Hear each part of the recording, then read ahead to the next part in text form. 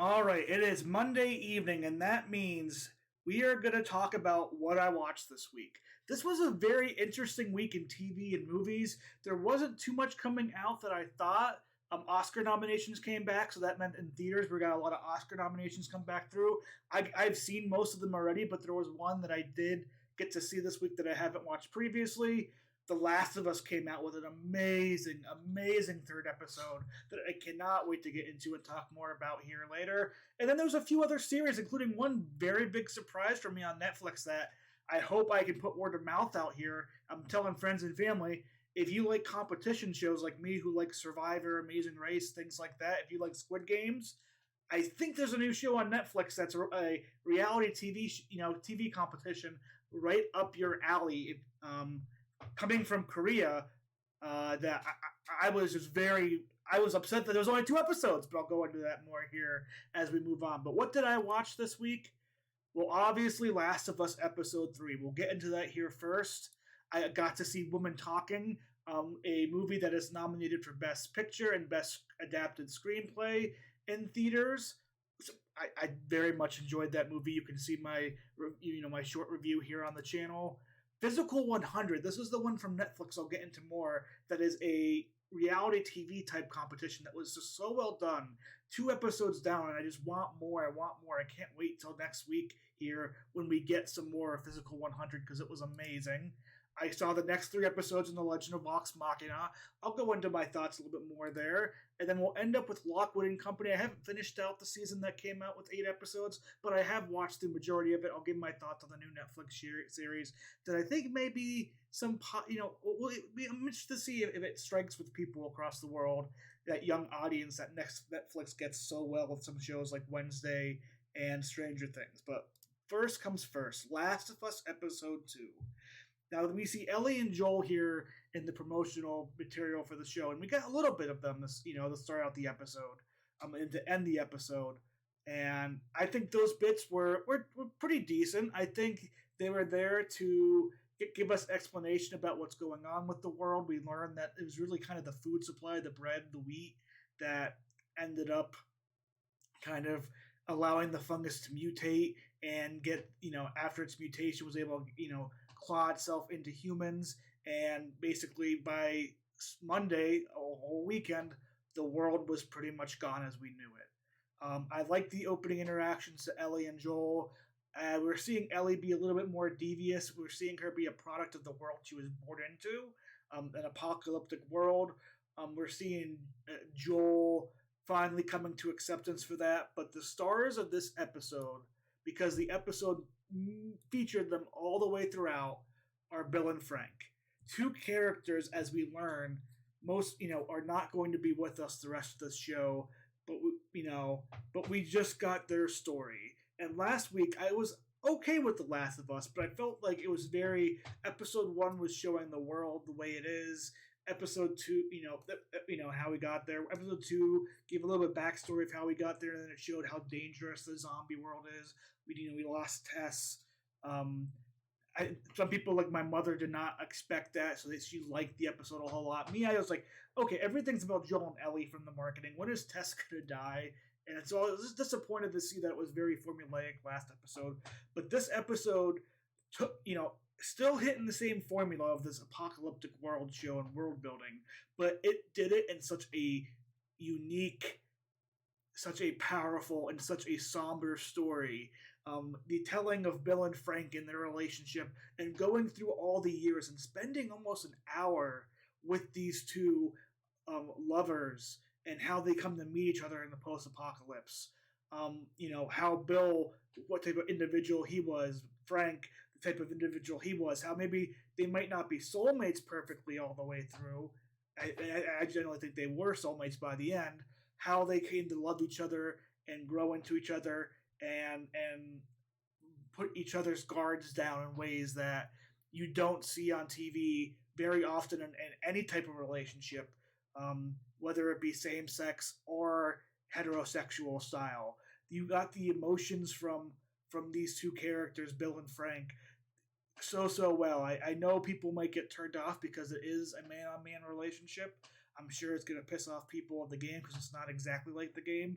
But this episode truly, truly stole the hearts of America and probably most of the world. I see nothing but people giving it praise, and I'm one of those people. Nick Offerman and his Bill, I forget the actor who played Frank, but their chemistry together was phenomenal. Seeing how their relationship was able to grow and the world they built for themselves in this post-apocalyptic world for 20 years, um, truly remarkable. The point of this episode for an audience member and for the characters is to show Joel and the audience there are things left in this world to save, and there is beauty in this world. And being able to go hard, deep in on Bill and Frank, two characters, like I said, because at the end we know they aren't going to be with us anymore. Um, so they won't ever be a part of the show anyplace else, most likely, unless we get more flashbacks. But Bill and Frank and their relationship in this apocalyptic world, seeing them open up to people like Tess and Joel, seeing how much love they have for each other and what they're willing to do, just shows the audience that this isn't a zombie show and a post-apocalyptic show where we're just going to be all negative, we're going to be down dreary, that there's nothing worth fighting for. This show, in a masterful way, with two characters that aren't going to probably be in any more episodes, where it was able to show there's still beauty in this world for people. People can still treat each other the right way, and people are able to make a difference. And at the end of the day, people aren't animal and savages. That happens when you take away their resources. They can still be great people. And this episode was just a masterclass of filmmaking, of script writing, of directing, of acting. I think we're going to see a lot of awards go towards The Last of Us and nominations for him, and probably guess acting for him.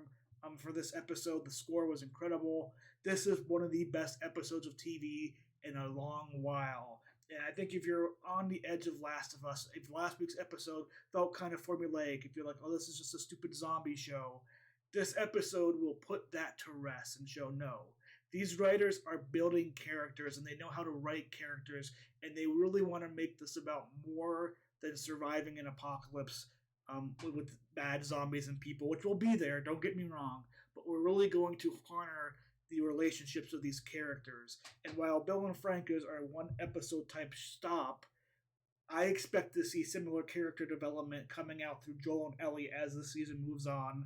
Hopefully their acting will be as good as the acting here. Hopefully the writing will be too. But this was a masterclass of an episode.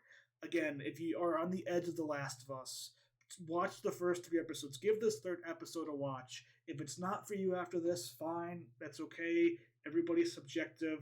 But please give this episode a chance, because I think it's a very moving and very powerful hour and a half of television that I just think that just shows the level of commitment in the show beyond just being a post-apocalyptic type story like we got with The Walking Dead. This was moving, this was beautiful, this was simply just characters and people being told through a story, which is how these adaptations and these, any story does its best. When you're able to connect the characters, see their characters, and regardless of the world that's around them, if you're able to feel and understand them, that is the beauty of storytelling in movies, TV shows, and cinema. Superb. Again, please watch this episode with open eyes, with no prejudgments. I really think it is a masterpiece, and it should be in the Hall of Fame in 10 or 15 years as one of the best episodes of TV ever. Next up, a movie that got some nominations this week that I got to see. Again, very similar type praise, Women Talking.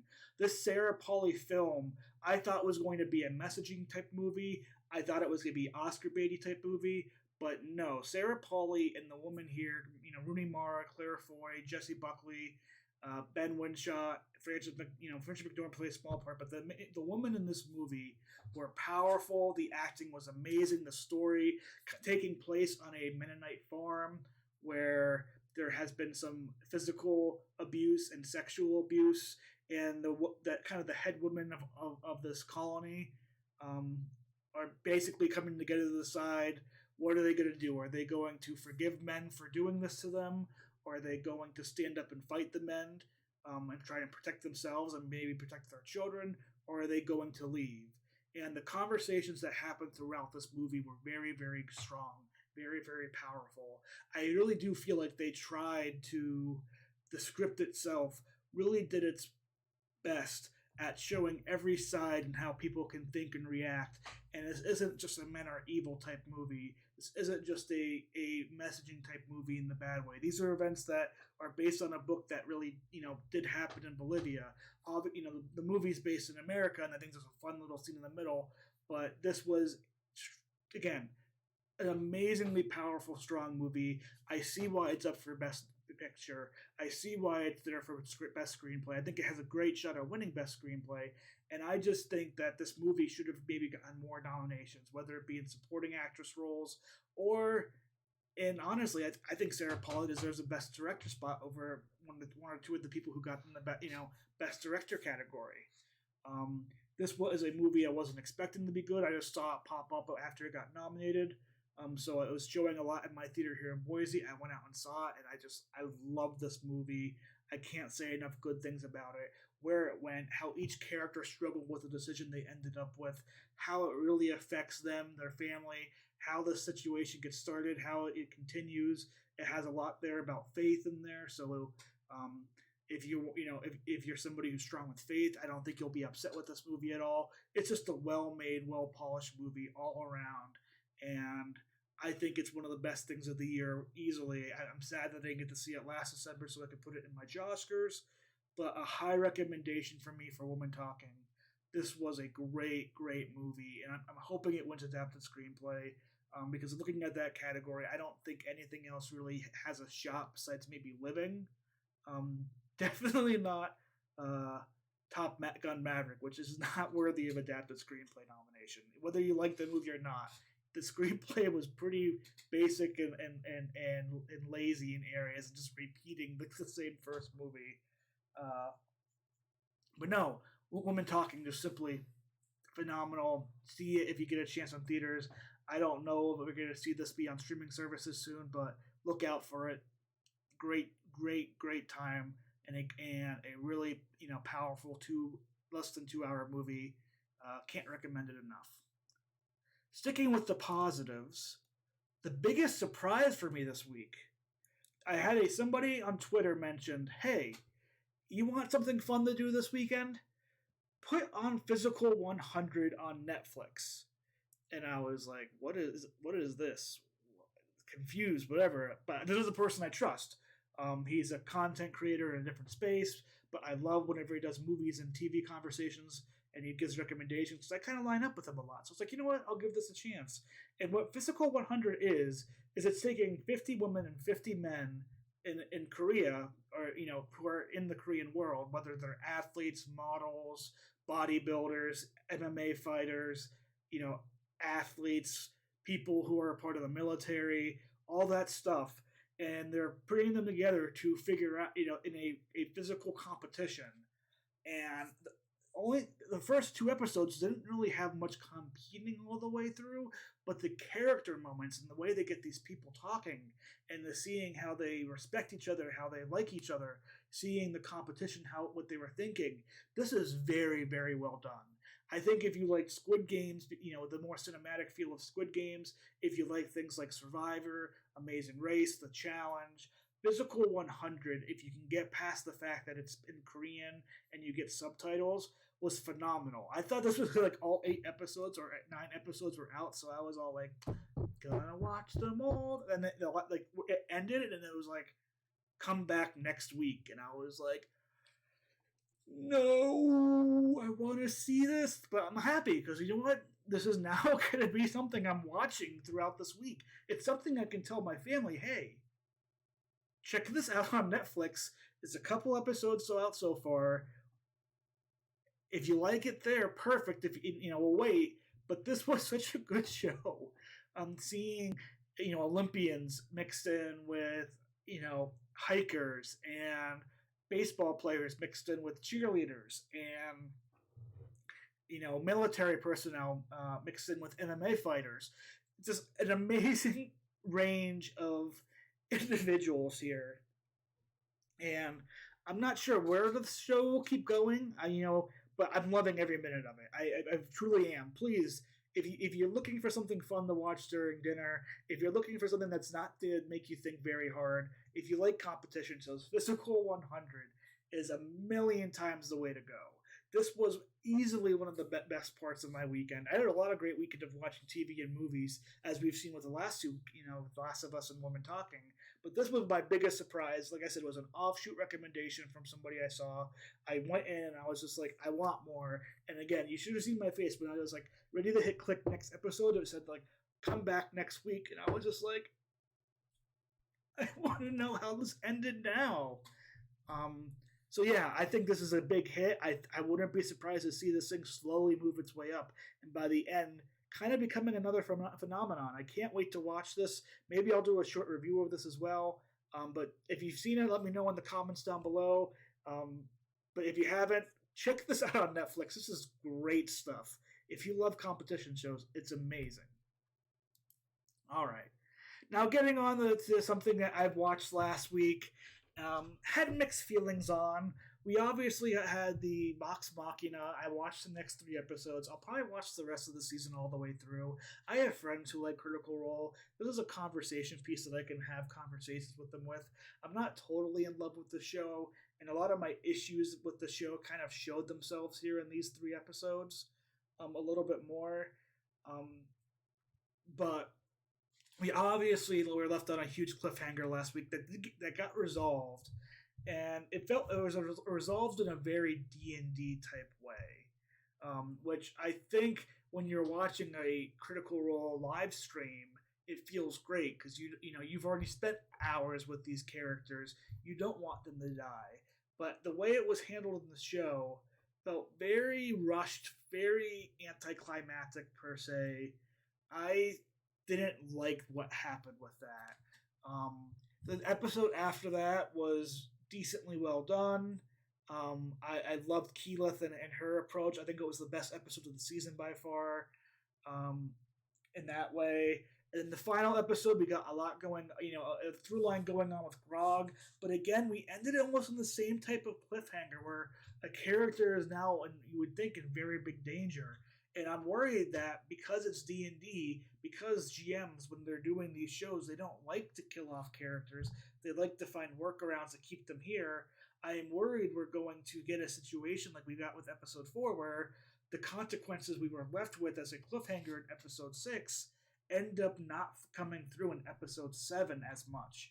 Obviously, things happened with Vex and Bax, and Vax, something that happened with him that will probably play out further in his life, but it didn't feel as big as it needed to be given what happened at the end of episode 3. Same thing here. I don't know what they're going to do at the end with how they ended episode 6, but there's a character that I personally think, story-wise, I think should be dead in terms of what happened, and it would be interesting and sad, and we get movements. But I'm worried because it's Dungeons and Dragons, and that's what this is based off of.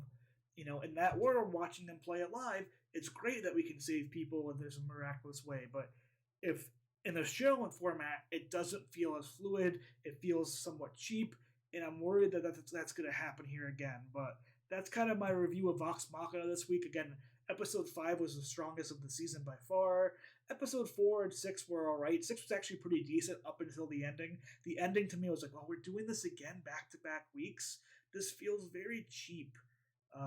And I'm sure in the actual playing show, this was over multiple weeks, so you didn't get this feeling back to back to back. And this wouldn't even feel that bad if episode 3 and episode 6 were spread out longer than back to back weeks. If this was the 6th week of the season, I'd be like, oh, that I would be more worried. But because I just saw what happened at the end of episode 3 last week, and I saw it get resolved this week, and in 4, 5, and 6 we ended in a similar place, I'm kind of like, this feels kind of repetitive and cheap. But we'll see. I'll see how in episode 7, 8, and 9 this week, how it's resolved there or not. Again, if you like D&D, if you like Critical Role, recommend this series. Other than that, you might like it if you like, animated cartoon fantasy type stuff. It's very adult. The first season, a lot less adult this season. Not bad overall. Great thing to watch when you're just like kind of passing time out when you're making dinner and stuff like that. But that's my opinions on so far in Vox Machina season 2. And finally, I didn't finish all the episodes, but I watched the majority of them. I think I'm like 6 or 7 episodes in, and that's Lockwood and Company on Netflix.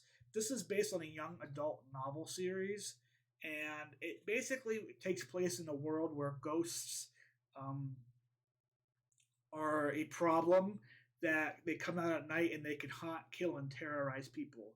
And they're usually bound to a source. Now,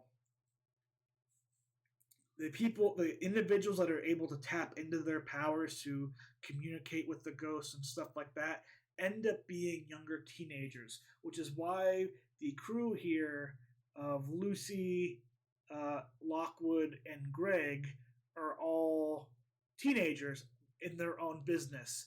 Now, I'll have to say this has a lot of cringy dialogue, especially with Lockwood. I would really want to hit him on the head a lot. But the Lucy character is done very, very well. I've actually come to really enjoy the Greg character as well too.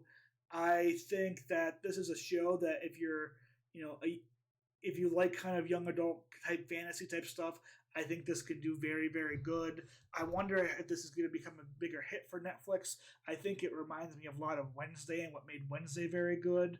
Um, and I've enjoyed it so far throughout. I think what's interesting, what I like about this is it feels very connected through a whole season. It's not like, okay, we're doing this one job and this one job gets started and finished in this episode. No, they kind of lay out each job over a multiple episode type arc throughout the season, but each episode contains a main point and a main dialogue that feels natural, so it doesn't feel like it's overdrawn out. It feels like these problems that they're trying to solve aren't as simple as you go in and do them. There's a lot more that happens. There's a lot more, butterfly effects going out through and how they're dealing with that. And I really do like that about the show. I feel it could have felt very formulaic. It could have felt very house-like, where you get a patient, you get a client, and you solve their thing in that episode, and then the next episode starts the next client. And I think that could have worked too, don't get me wrong, but I liked how it feels like a one fluid overall story. Like I said, my main issues with the show right now is kind of the acting can be spotty at places. The Lockwood character is just infuriatingly stupid. And he's so arrogant. Like he's trying to, you can tell this is very much, he's supposed to be like I feel like a Sherlock Holmes type character. But he does not have the, like, he doesn't have the acting chops and the writing isn't good enough in the show to really make, and the fact that he's a kid to really make you like, okay, you're brilliant. It's like, no, you're a dumbass, and you literally put all of your coworkers and friends' lives on the line without even asking them way too often, and you're mainly getting saved by those two over and over and over again. So like maybe the way an arc that shows him having more value in the series, but he's like such a like I want to be famous, I want to be out in the front. Like I hope by the end there's something that happens that puts him in his place, or he learns he needs to be put into his own place, and we get more of kind of his background story on why he feels the way he is. But like I said, I'm enjoying the show. I'll finish it up probably this week at some point. I don't think I'll put it on what I watched this week next week, just because I've only have like 1 or 2 episodes left. But again, if you're on Netflix, if you're looking for something to watch in dinner time, if you aren't, give it a shot. You'll know in the first couple episodes if it's something that works for you or not.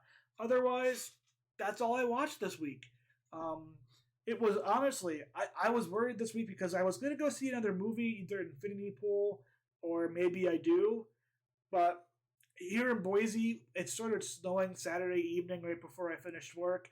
And I was like, it could be kind of black icy when I get on the roads at night, so I'm just not going to do it. And then I got caught up on things like Physical 100, the football games yesterday, Lockwood and Company today. So didn't end up seeing as many movies as I thought, but I saw, again, we have 4 TV shows with Last of Us having one of the best episodes of all time. I got to see Woman Talking, which was a phenomenally great movie, one of the best that came out in 2022. And Physical 100 is probably going to be a sleeper hit of the year. I want to get in front of it because I think it's going to be very popular, and I think it's going to be a big hit.